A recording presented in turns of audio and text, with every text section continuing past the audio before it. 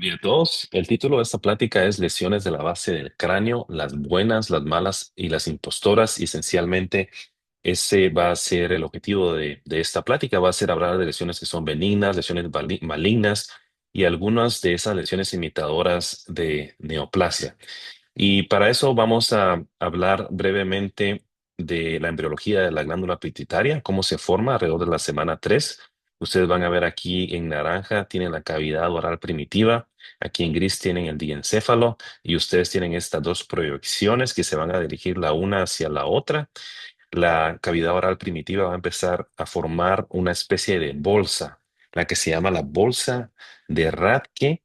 Esta bolsa se va a separar de la cavidad oral primitiva y ese saco va a comenzar a llenarse de células de la parte anterior a la parte posterior y esta va a formar lo que es la glándula pituitaria anterior. Entonces ustedes van a tener una gran parte anterior que se llama la pars distalis, tienen una parte posterior que se llama la pars intermedia y va a haber una parte infundibular que no se observa muy bien en imagen.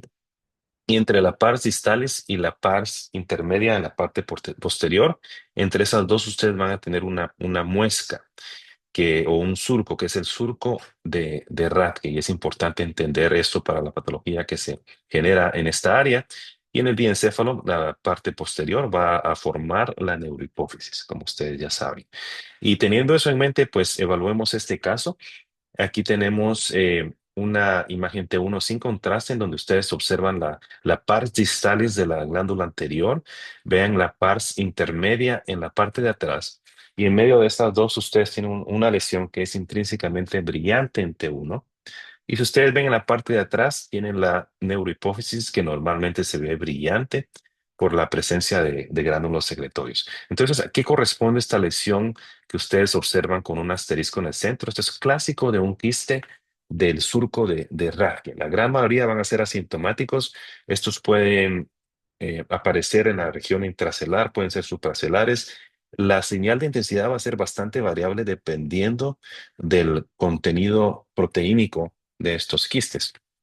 Bastante sugestivo si ustedes tienen una lesión que es homogénea, que es brillante en T1 y profundamente oscura en T2, pero como he mencionado, su intensidad de señal va a ser variable. Importante recordar que estas lesiones no van a tener clasificación usualmente y generalmente no deben de realzar. Otra apariencia que es esencialmente patognomónica es la presencia de lo que ustedes ven aquí. Esta es una imagen T1 sin contraste también en donde usted ve una especie de boomerang brillante en T1 bastante homogéneo y en la imagen T2 ven ustedes que es homogéneamente profundamente oscuro, es bastante característico de un quiste de Rathke. La otra apariencia característica que también se considera patognomónica es cuando ustedes tienen un nódulo que es bastante oscuro en T2 y que se ve brillante en T1. Esta es una T1 sin contraste y no hay realce. Importante que no haya realce. Y si ustedes tienen esas características, ustedes pueden llamar a esto un quiste de Rathke. Ahora, ¿qué piensan de este caso? Si ustedes observan aquí, tenemos una lesión en la imagen T1 sin contraste que es homogénea, relativamente brillante en T1, pero aquí tenemos dos características que no nos gustan. Una de ellas es que hay una pared que realza, hay una pared que realza periféricamente que se ve algo gruesa y también hay un nódulo en la parte posterior inferior que realza. Entonces, esto no lo podemos llamar un quiste de Rathke, esto es un craniofaringioma. Y los craniofaringiomas que nosotros conocemos característicos son aquellas lesiones en pacientes pediátricos que se ven parcialmente quísticas, parcialmente sólidas, heterogéneas, con áreas de captación del contraste, con calcificaciones. Este es un craniofaringioma hasta no demostrarse lo contrario, como ustedes pueden ver en este niño de 7 años de edad con retraso en el crecimiento y con endocrinopatías. Los quistes de Rathke pueden originarse en cualquier punto de esa trayectoria que habíamos observado durante la formación de la bolsa de Rathke. Ustedes pueden tener completamente extracelares incluso, aunque son raros. Sabemos ahora que no son dos tipos de una entidad. Sabemos que hay diferentes entidades, los craniofaringiomas que son diferentes molecular y genéticamente. Tenemos los craniofaringiomas adeninomatous en niños principalmente y adolescentes, y más adelante, generalmente en la vida adulta, tenemos los craniofaringiomas papilares. Esto se creía anteriormente que eran diferentes variantes de una misma entidad, pero sabemos ahora que son entidades distintas. Y estos son tumores de la OMS grado uno, es decir, son benignos, pero localmente pueden ser agresivos y la incidencia de recurrencia es relativamente alta, principalmente con los craniofaringiomas adenomatosos. Aquí ustedes pueden ver la trayectoria de la ruta embrionaria de Rathke. Aquí tenemos uno que es completamente infracelular por esa misma trayectoria. Y difícil de hacer la caracterización antes de la resección, pero esto es algo que nosotros pudimos diagnosticar con antelación, por lo menos sugerirlo como un diagnóstico diferencial por la apariencia quística, parcialmente sólida, con calcificaciones en un niño. Y el craniofaringioma papilar que hablamos que se encuentra principalmente más adelante en la vida adulta, tienden a ser tumores usualmente más sólidos, sin áreas quísticas, como en este caso tenemos dos pacientes diferentes, completamente sólidos, y en esta imagen, esta tomografía coronal sin contraste, pueden ver ustedes el tumor que no tiene calcificaciones. Generalmente los papilares no van a tener calcificaciones. Pasemos a esta lesión diferente. ¿Qué observamos aquí? Aquí tenemos un paciente con una gran masa en la base del cráneo. Vean ustedes que esta masa es bien circunscrita en la resonancia. Las imágenes T2 bastante brillante en general, a excepción de la presencia de focos de pérdida de la señal dentro de la masa. Y pueden ver ustedes también que hay varios septos que penetran en la masa, que es bastante característico también. Y en la imagen post-contraste ustedes pueden ver que hay algunas áreas de realce. En sí, esta lesión no realza significativamente. Y el realce, la captación de contraste en este tipo de lesiones es variable. Este es un paciente que se presenta con craniopatías múltiples, esta localización en el centro de la base del cráneo y estas características que he mencionado son bastante sugestivas de un cordón, la localización y la característica de imagen. Los cordomas son tumores que se originan de remanentes del notocordio.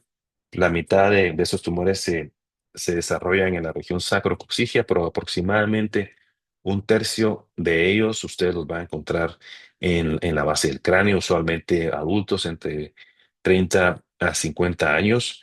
Son tumores que son agresivos localmente, tienden a tener una incidencia alta de recurrencia local, no metastatizan, pero hay diferentes grados histológicos de tumores. Tenemos el convencional, condroide y el pobremente diferenciado, que es el que tiene el peor pronóstico de los tres.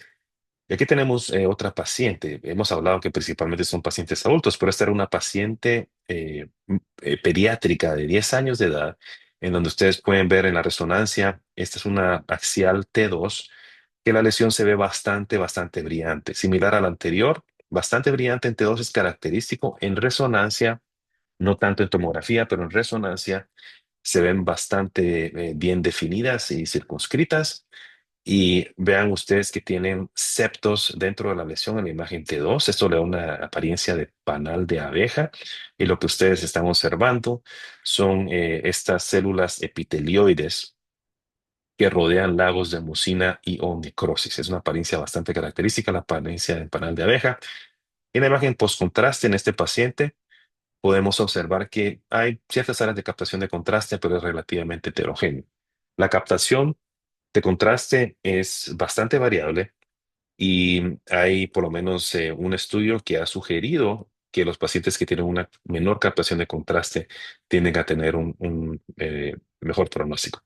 Pero no es de sorprenderse que usted vea una lesión que es característica de cordoma por localización en la línea media, cerca de la línea media, por su apariencia brillante en T2, pero que no tiene significativa captación de medio de contraste. Todavía puede ser un cordoma. Ahora bien, Aquí tenemos una base de cráneo normal, es para mostrarles la fisura petrooccipital o petroclival. Aquí bilateralmente la pueden observar ustedes, la sincondrosis o fisura. Y aquí tenemos otro paciente en donde si ustedes prestan atención, el del lado izquierdo, ustedes tienen un proceso erosivo pobremente definido alrededor del canal carotídeo. Le hacemos una tomografía, aquí tenemos una T1 sin contraste, podemos observar la masa, aquí tenemos una T1 post contraste en donde hay una captación ávida en la masa. En la imagen T2 podemos ver una apariencia algo similar al cordoma que les mostré anteriormente, aunque esta es una patología diferente que vamos a ver en un minuto. Ustedes pueden ver que bastante brillante en T2 también, se ve bastante bien circunscrita en la resonancia, a pesar de que en la tomografía ustedes tienen esa apariencia que ya les mostré, es una apariencia pobremente definida. Se ve similar a un cordoma, pero está más localizado de una manera, una localización más lateral, a diferencia de una localización cerca de la línea media, que era con el cordoma, y esto es bastante característico por apariencia de imagen y por localización de un condrosarcoma. Ahora los condrosarcomas pues tienen un rasgo de presentación bastante variable, usualmente en adultos o 40 años. Relativamente son tumores de crecimiento lento, a diferencia de los cordomas. Si ustedes tienen un cordoma y un condrosarcoma, el condrosarcoma va a ser un tumor generalmente de un crecimiento mucho más lento, un pronóstico mucho mejor usualmente que el pronóstico del cordoma, que es un tumor más agresivo. Ahora bien, la mitad de condrosarcomas va a presentar calcificaciones condroides, que ustedes lo pueden ver a manera de puntos y barras como una matriz dentro del tumor, pero es difícil en estas lesiones saber si ustedes realmente están viendo una matriz condroide o si están viendo restos óseos que son como remanentes de un proceso erosivo. Pero la matriz condroide puede ser algo que nos puede ayudar, pero más que todo va a ser la localización y la apariencia por imagen.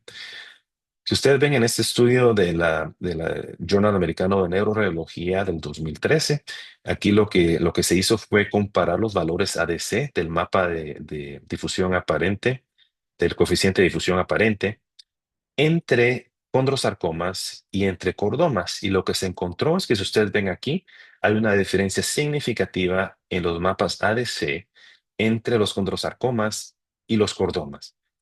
Y lo que se encontró es que los cordomas tienen valores ADC más bajos que los condrosarcomas. Es decir, los cordomas van a verse más oscuros, como pueden ver ustedes aquí, especialmente en el diferenciado en este ejemplo. Ustedes pueden ver que se ve más oscuro que los condrosarcomas que tienden a ser más brillantes en el mapa ADC. Eso puede ser de utilidad para diferenciar condrosarcomas y cordomas, aunque no podemos hacer una diferenciación entre diferentes tipos de cordoma. Como ven ustedes aquí, cordoma clásico, cordoma diferenciado, no había una diferencia significativa. Relativamente un bajo grupo de pacientes, pero un estudio que refleja el hecho de que el cordoma es un tumor que tiende a ser más agresivo que un condrosarcoma. Bueno, y pasemos a ver el caso de este paciente con condrosarcoma del lado izquierdo. Aquí lo que tenemos son imágenes altamente pesadas en T2. Nosotros lo que usamos es imágenes CIS. Ustedes pueden usar imágenes Fiesta C y hay otras secuencias que pueden utilizarse, que son altamente pesadas en T2, pero que sin embargo tienen características de T1 también. Por lo tanto, ustedes pueden ver efectos de realce de contraste. Es decir, que si ustedes administran contraste en esta imagen, a pesar de que es altamente pesada en T2, ustedes van a ver efectos T1 y van a poder ver realce de contraste. Y es sumamente importante tener contraste en estas secuencias para poder ver cierta caracterización anatómica. Nosotros lo hacemos 0.6 milímetros de grosor en general para la base del cráneo y ustedes pueden ver aquí que hay una gran cantidad de detalle anatómico. Ustedes pueden ver la captación de contraste del tumor Pueden ver aquí atrás que hay ruptura de la dura con extrusión del tumor hacia la fosa posterior. El tumor aquí lo ven tocando la arteria basilar. Pueden ver aquí el sexto par craneal del lado izquierdo, el sexto par craneal del lado izquierdo. Ven aquí como el tumor empieza a empujar al sexto par. Vean aquí del lado izquierdo cómo eleva al sexto par. Pueden ver aquí también que hay ruptura de la dura. Y ven del lado derecho cómo el sexto par craneal entra normalmente hacia el seno cavernoso. Y aquí ustedes pueden observar que el seno cavernoso se ve brillante por la presencia del medio de contraste. Ustedes van a ver el medio de contraste en el seno cavernoso, en los senos venosos epidurales, plexos epidurales venosos. Van a ver captación en el tumor y eso les va a dar una gran cantidad de detalles. Si ustedes no utilizan medio de contraste, toda esta área se va a ver oscura y no van a poder ustedes hacer mayor diferenciación. Y otro punto importante de mencionar es que si ustedes tienen pacientes que tienen ruptura de la dura, van a tener un riesgo aumentado de fuga de líquido cefalorraquídeo posteriormente y de infección intracraniana. Así que es algo importante de demostrar. Ahora, como he mencionado, nosotros hacemos tajadas o cortes a 0,6 milímetros isotrópicos. Podemos hacer reconstrucciones en cualquier plano. Y usualmente, bueno, pesadas entre dos, como digo, usamos CIS, pero pueden usar ustedes otras diferentes. Aquí tenemos una demostración de que también pueden ustedes observar la anatomía. Esta es una sección sagital oblicua. Esa es la parte anterior, esa es la parte posterior acá. Ustedes ven aquí parte del tallo encefálico. Aquí observan el nervio trigémino en su porción cisterna y aquí ustedes observan el ganglio del trigémino dentro de la cueva de Meckel y vean cómo se ve de una manera bastante clara las tres ramas del trigémino, la primera, segunda y tercera rama, la que salen a través de sus respectivos orificios, la fisura orbitaria superior, el foramen rotundum y el foramen oval. Bastante cantidad de detalle que ustedes pueden observar. Y la razón por la que ustedes pueden observar esas ramas es porque ustedes pueden apreciar aquí, hay realce, hay captación de contraste por los plexos venosos que rodean a los nervios. Los nervios en sí no captan contraste normalmente, pero sí van a captar contraste los plexos venosos alrededor de esos nervios. Eso les va a dar a ustedes una gran cantidad de detalle anatómico que podemos aprovechar para el diagnóstico, para la caracterización anatómica o patológica. Aquí tenemos una imagen coronal también del mismo paciente. Ustedes pueden ver también una cantidad bastante grande de detalle. Aquí tenemos la glándula pituitaria marcada con la P. Como tenemos contraste, ustedes pueden observar que el seno cavernoso se ve brillante, normalmente brillante si usted da contraste. Como repito, como mencioné anteriormente, si ustedes no dan contraste, toda esta área se va a ver oscura. Así es importante dar contraste. Y aquí ustedes pueden observar los diferentes pares craneales. Tenemos el tercer par, la primera y segunda rama del trigémino, el quinto par. La tercera rama ya bajó hacia el espacio masticador, entonces ya no la observan acá. Y aquí tenemos el sexto par. El sexto par craneal es el único par que atraviesa el centro del seno cavernoso. Aquí ustedes pueden ver el tercer par, el quinto par, ramas del quinto par, que estas cursan a lo largo de la pared del seno cavernoso, a lo largo de la dura, pero no dentro del seno cavernoso propio. Ahora, ¿qué hay del cuarto par craneal? El cuarto par craneal lo vamos a ver aquí. Es más difícil de observar. Ustedes lo pueden observar aquí en la parte de atrás, en la parte posterior del tallo encefálico. Bastante difícil de observar a menos que ustedes tengan cortes más finos. Y si ustedes quieren ver el cuarto par, usualmente van a tener que usar cortes tan finos como 0,4 milímetros. Pues vean ustedes la cantidad de detalle que ustedes pueden observar con ese tipo de imágenes. Aquí tenemos en esta imagen coronal, ustedes pueden ver el diafragma de la silla turca. Ustedes pueden ver también el seno intercavernoso. Así que si ustedes no están usando contraste con estas secuencias, es algo altamente recomendable que les puede ayudar a ustedes a hacer la diferenciación. Bueno, vamos a cambiar a un paciente, un caso diferente. Aquí tenemos una tomografía axial sin contraste en un paciente que se presentó con síntomas de infarto para descartar que hubiera hemorragia o infarto. Y eso fue un hallazgo incidental en donde ustedes pueden ver que el lado derecho, centrado en el ápice petroso y en el clivus, hay una lesión expansiva. Ven ustedes que los bordes se ven bastante bien definidos, hay una buena remodelación, por lo tanto pensamos que esto es un proceso crónico, no hay una erosión de apariencia agresiva. Y en la reconstrucción de tejido blando podemos ver que se ve bastante oscura. Ahora que observamos en la resonancia, en la imagen T1 sí contraste, ustedes pueden ver que la apariencia es bastante homogénea. Es una lesión bien circunscrita. En la imagen T2 es más heterogénea. Vemos que hay un área que se ve bastante brillante, pero también hay un área en la parte posterior tiene una apariencia un poco más heterogénea y más oscura. Y aquí podemos ver en el mapa ADC y en la imagen de difusión que se ve bastante brillante, restricción a la difusión, oscura en el mapa ADC, brillante en el mapa de difusión, que corresponde a esta parte que se ve más heterogénea. Si ustedes miran a la imagen sin contraste por la localización, y si ustedes correlacionan con la tomografía, esta apariencia homogénea en una lesión expansiva T1 en esta localización, homogénea al T1, es bastante característica de un granuloma de colesterol. Ahora, la presencia de estas áreas oscuras en T2 es también relativamente frecuente. Recuerden que estos se desarrollan porque hay sangrados repetidos en las celdillas mastoideas. No se sabe exactamente por qué ocurren. Puede haber un proceso en donde hay presión negativa, conduce a microsangrados con repetición, formación de gránulos de colesterol y granulomas. Y eso es lo que le da esa apariencia. Pues esa misma presencia de productos de la sangre puede ocasionar áreas que tienen restricción de la difusión, que ustedes pueden observar acá, y eso puede confundir un poco en ciertas ocasiones, pero es posible que ustedes vean esas áreas de restricción de la difusión.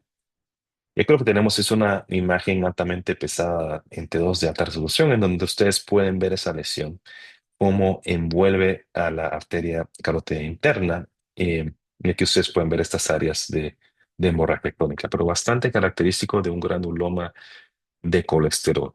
Lesiones de crecimiento lento de forma expansiva y ápice petroso es su localización más común, pero pueden presentarse en cualquier área donde ustedes tengan una celdilla mastoidea que pueda sangrar.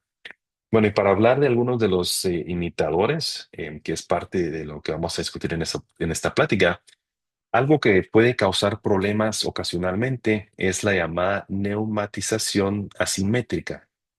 Aquí, si ven en la tomografía, tenemos una neumatización del ápice petroso del lado derecho, pero el lado izquierdo no está neumatizado. En el lado izquierdo lo que hay es médula ósea grasa, y ustedes lo pueden observar aquí en la resonancia axial T1 sin contraste, que ustedes tienen una pseudo lesión, un área que se ve brillante en T1, en el ápice petroso. Esto podría dar la apariencia de que hay una lesión. Pues si prestamos atención, eh, esto es una neumatización asimétrica. Y si ustedes tienen alguna secuencia con saturación grasa, van a ver, como es de esperarse, que esta área va a saturar la señal, va a botar la señal, y eso va a confirmarles a ustedes el diagnóstico.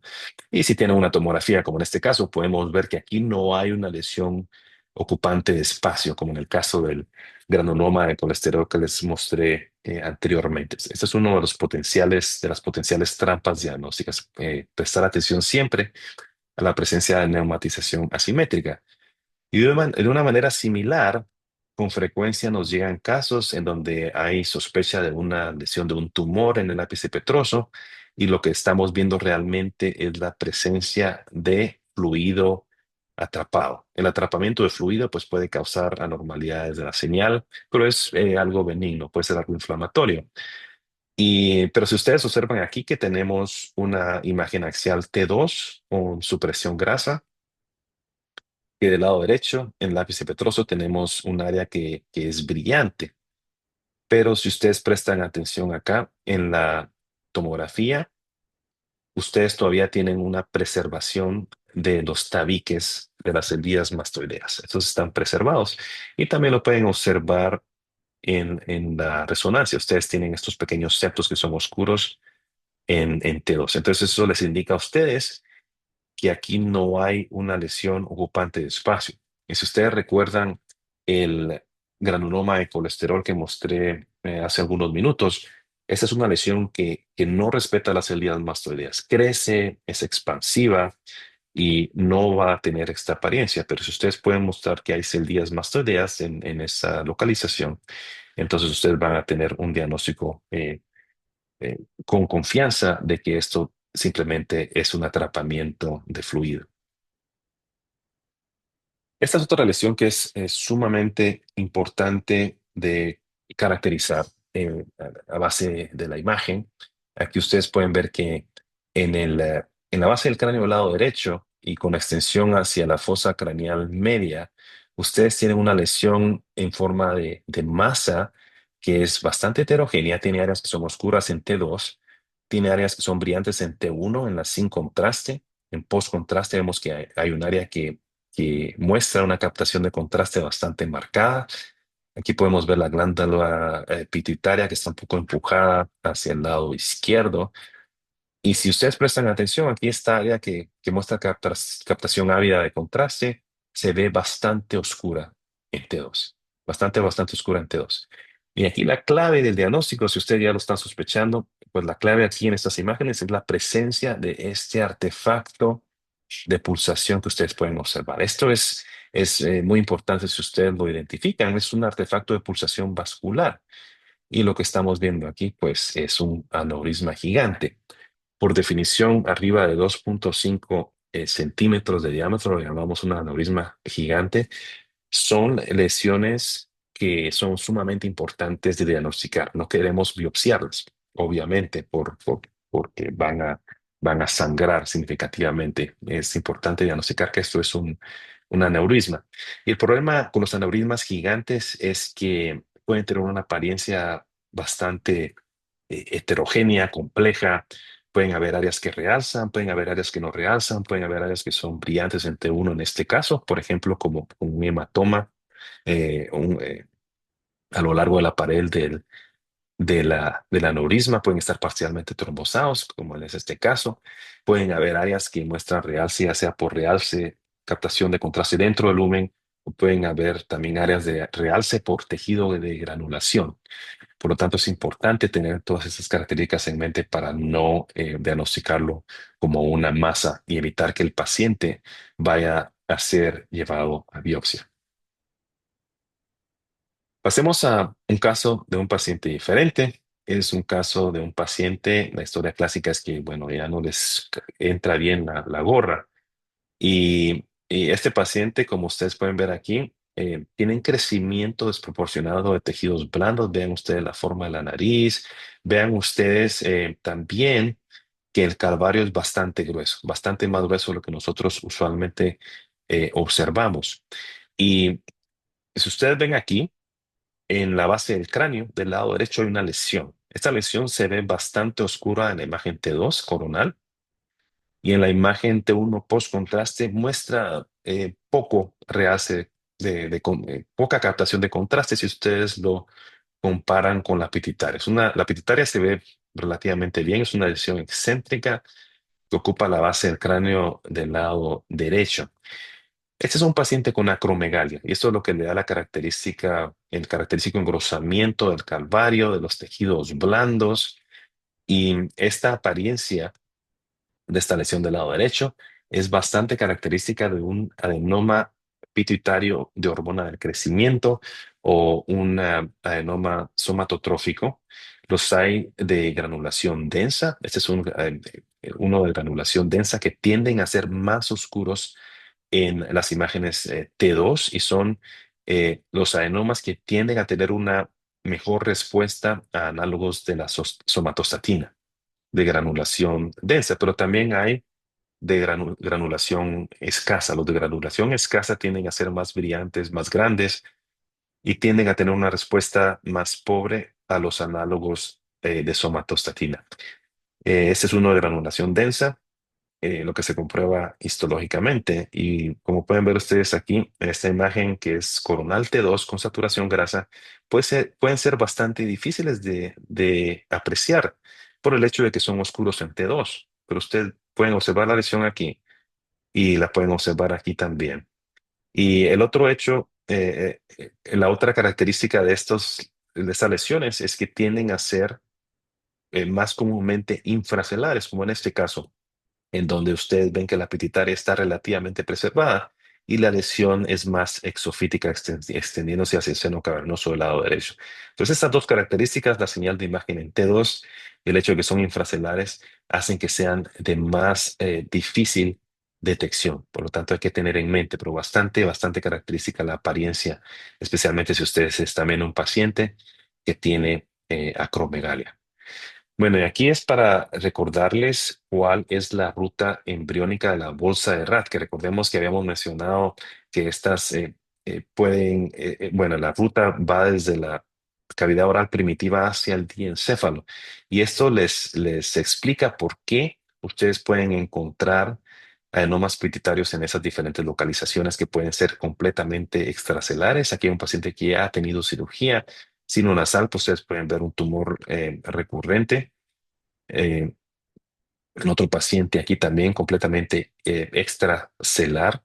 Es frecuente que tengan una apariencia relativamente microreticular, una textura microreticular como en este caso, pero no es algo que sea 100% patognomónico.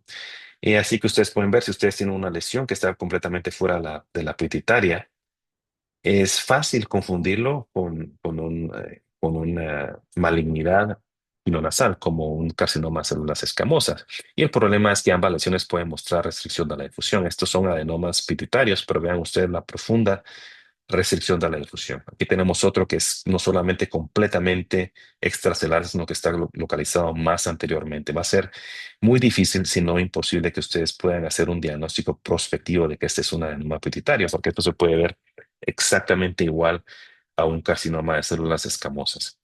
Y aquí es para mostrarles las diferentes apariencias de diferentes lesiones que pueden ocurrir en un área, en la misma área. Aquí tenemos el adenoma pituitario que les mostré anteriormente con su apariencia microreticular. Aquí tenemos un carcinoma de células escamosas sinonasal también en la misma área. Un poco diferente la apariencia de la captación de contraste, pero por lo demás bastante difícil de hacer la diferenciación. Muestra también restricción de la difusión. Y aquí tenemos un carcinoma nasofaríngeo también en esa área, también con restricción de la difusión. Puede ser muy difícil prospectivamente si ustedes tienen una lesión completamente extracelular hacer esa distinción. El otro problema que tenemos también, y hablando de los imitadores, es la osteomielitis de la base del cráneo. La osteomielitis de la base del cráneo es algo que a veces nosotros no estamos considerando. Son lesiones que se pueden ver, son bastante complejas, pero si ustedes tienen un paciente que es diabético o diabética o tiene algún tipo de inmunosupresión, es algo que siempre hay que tener en mente. Y aquí tenemos dos casos diferentes de pacientes con patologías diferentes. Aquí en la parte de arriba es un paciente con un carcinoma nasofaríngeo y ustedes tienen una área extensa de reace que corresponde a la neoplasia y ven ustedes cómo son de útiles las imágenes T2, en donde ustedes pueden apreciar la masa de la neoplasia con una textura y un tono de gris intermedio que es bastante característico de las neoplasias de cabeza y cuello. Esto les indica a ustedes que esto es una neoplasia. Se ve como una neoplasia, pero las imágenes T2 son sumamente importantes. Ustedes pueden ver atrapamiento postobstructivo de las celdillas mastoideas que están llenas de fluido. Aquí vemos que los tabiques están preservados y se ve mucho más brillante que esta neoplasia. Entonces, carcinoma nasofaríngeo, la captación que hablamos, vean que hay bastante restricción de la difusión, como es de esperarse en esta malignidad nasofaringea.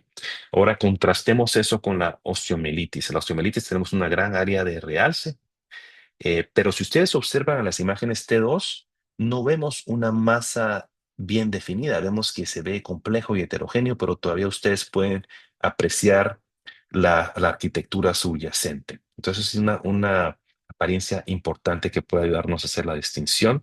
Y aquí en las imágenes en el mapa ADC no va a haber restricción de la difusión en las áreas de realce. Podrían tener restricción de la difusión si ustedes tienen áreas donde hay formación de absceso, pero van a ser áreas que se ven como absceso en la imagen post-contraste. Bueno, aquí tenemos otro de las potenciales trampas diagnósticas. Aquí tenemos una pseudo lesión del lado izquierdo que se ve incluso un poco expansiva, pero si ustedes observan en la tomografía, tiene atenuación de grasa brillante en la imagen T1 sin contraste y supresión de señal en la imagen T2 con saturación grasa. Esto es característico de una neumatización detenida. La llamada neumatización detenida se observa característicamente de esta manera en la tomografía. Usualmente hay un seno esfenoideo anteriormente que puede ser un poco más pequeño de tamaño. Y no siempre van a tener atenuación grasa. A veces pueden verse algo brillantes en T2 por el desarrollo de áreas microquísticas. Ahora, ¿qué piensan de esta lesión? Un paciente diferente del lado derecho, en el ápice petroso, hueso temporal, área mastoidea, tenemos una lesión bastante erosiva. Vemos que los bordes están pobremente definidos, se ven erosivos, muy diferente al granuloma que les mostré anteriormente, bastante homogénea la señal de intensidad de la imagen T2, contrastando con el líquido atrapado en las heridas mastoideas, homogéneo también en la post-contraste, marcada restricción de la difusión, mapa de difusión ADC, y aquí ustedes los pueden observar en la imagen CIS después del contraste. Esta es una apariencia bastante característica del linfoma por esa homogeneidad y la marcada restricción de la difusión. Metástasis sería un diagnóstico diferencial, mieloma múltiple, pero bastante característico de un linfoma. Tenemos apariencia distinta de una masa de un paciente diferente, donde ustedes tienen un proceso bastante erosivo, pero la apariencia es bastante característica en las imágenes de resonancia. T2 con una apariencia microquística en la periferia, áreas brillantes en T1 que pueden corresponder a áreas proteináceas, rehace de contraste bastante heterogéneo, tumor del saco endolinfático, bastante característico. Recuerden que el saco endolinfático está localizado en la parte posterior del hueso petroso, por lo tanto es donde está el epicentro de estas lesiones. Pueden ser esporádicos, pueden estar asociados al síndrome de von Hippel-Lindau, generalmente asociados a pérdida de la audición, tinnitus o vértigo. Aquí tenemos una lesión diferente dos lesiones en el paciente de arriba y el paciente de abajo, que son pacientes distintos. Esta lesión en la tomografía se ve bastante erosiva, de una apariencia moteada o permeable, con un epicentro más anterior que la lesión que les mostré. Aquí hay tejido blando o tumor en la cavidad del oído medio. Y aquí tenemos un paciente diferente, una resonancia en donde ven T1 sin y con contraste, áreas brillantes en T1 pequeñas y áreas oscuras, que es lo que constituye la llamada sal y pimienta. Estos son paragangliomas bastante característicos, yugulotimpánico, el glomus yugulotimpánico en la parte superior porque involucra la cavidad media. Aquí tenemos un glomus yugular del lado derecho.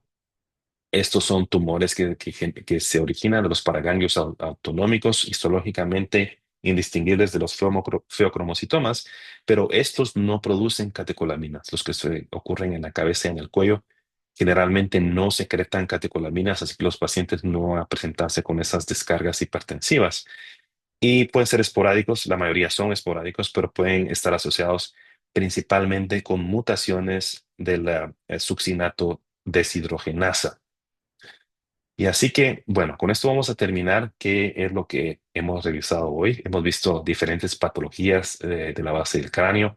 Algo que quisiera que recuerden de esta plática es la utilidad de diferentes técnicas de resonancia, principalmente para hacer esa distinción entre entidades malignas y benignas.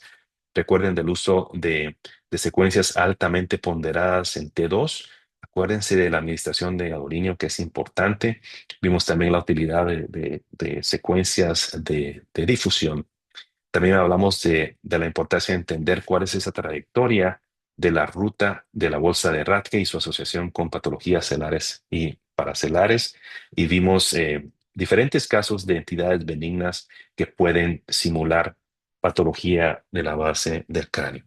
Y con esto yo termino esta presentación y quiero sinceramente agradecer su atención. Muchas gracias.